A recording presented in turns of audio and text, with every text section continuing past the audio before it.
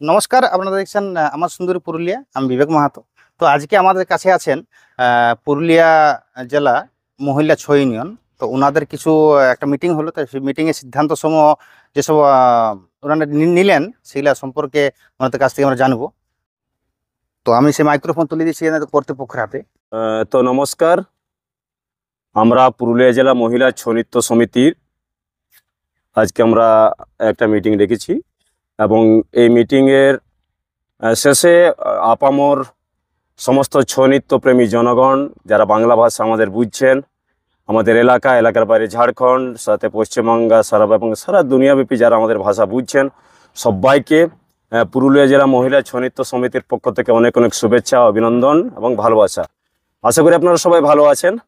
তো আমরা আজকে একটা সভা করলাম। এই সভাতে আমরা সিদ্ধান্ত নিলাম বেশ কয়েকটা বিষয় এবং গুরুত্বপূর্ণ বিষয়, আপনারা নিশ্চিত রূপে শুনবেন সেই বিষয়গুলো কি। প্রথমত হচ্ছে যে গত 13 নভেম্বর এই পুরুলিয়াতে একটা মিটিং হয়েছিল, একটা পুরুলিয়া জেলা মহিলাদের একটা সংগঠনের। তো সেই সংগঠনের পক্ষ থেকে সিদ্ধান্ত ওনারা নিয়েছিলেন যে পুরুলিয়া জেলার 3টি দলকে চিহ্নিত করে, আবারও বলছি 3টি দলকে ওনারা চিহ্নিত করেছিলেন। একটা দল হচ্ছে মানভূম ছৌ একাডেমি মাকড়কেন্দি, দ্বিতীয় দল হচ্ছে মুটরুডি, দলটার নাম কি যেন, বজরংবলী মহিলা ছৌ দল, আর একটা হচ্ছে মাধবপুর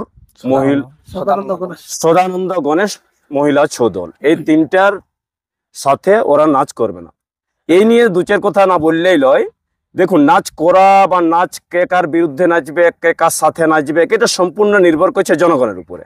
ফলে ওই এলাকার ওই গ্রামের কমিটি যদি নির্ণয় করে যে অমুক অমুক টিমের সাথে আমরা জোর করব, সেদিক থেকে সে কমিটি যখন নির্ণয় করবে যে কে কার সাথে নাচবে, এ নিয়ে ছৌ দলের একটা সিদ্ধান্ত নেওয়া নিশ্চিত রূপে আমরা মনে করছি যে এটা সঠিক সিদ্ধান্ত নয়।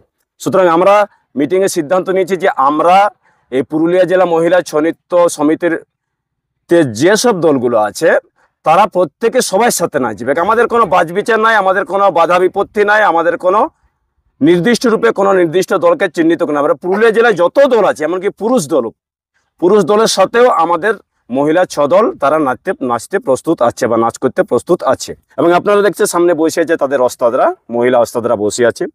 ফলে এই ব্যাপারে আপনাদের উল্লেখ করি, গত 2025 3, 4, 5 জানুয়ারি মাকড়কেন্দিতে সারা পুরুলিয়া জেলা ব্যাপী মহিলা ছৌ উৎসব আমরা সংগঠিত করেছি সমারোহের সাথে।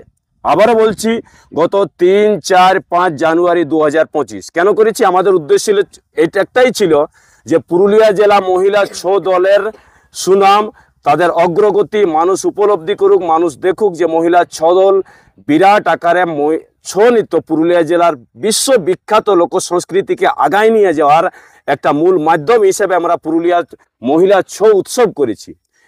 প্রথম বছর করেছি, এবারে আগামী 2026 আমরা সংগঠিত করব। নিশ্চিত রূপে আমরা আলোচনা করে সিদ্ধান্ত নেব এবং দুটো জায়গাকে আমরা এখন চিহ্নিত করেছি।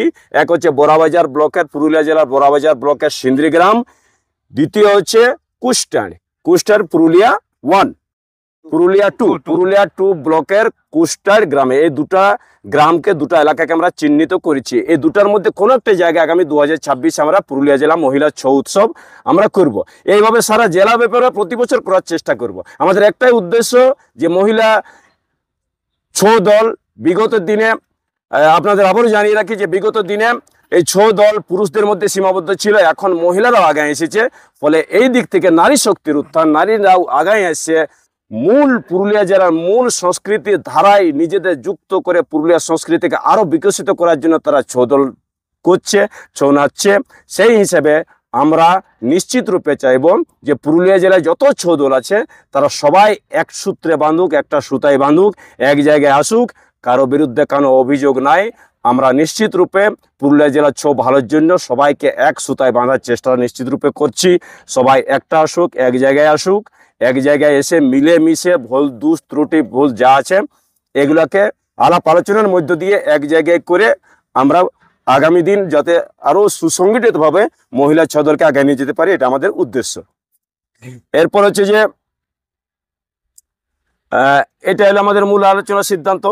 দ্বিতীয় হচ্ছে যে দল ভাঙ্গাভাঙ্গির বিষয়টা।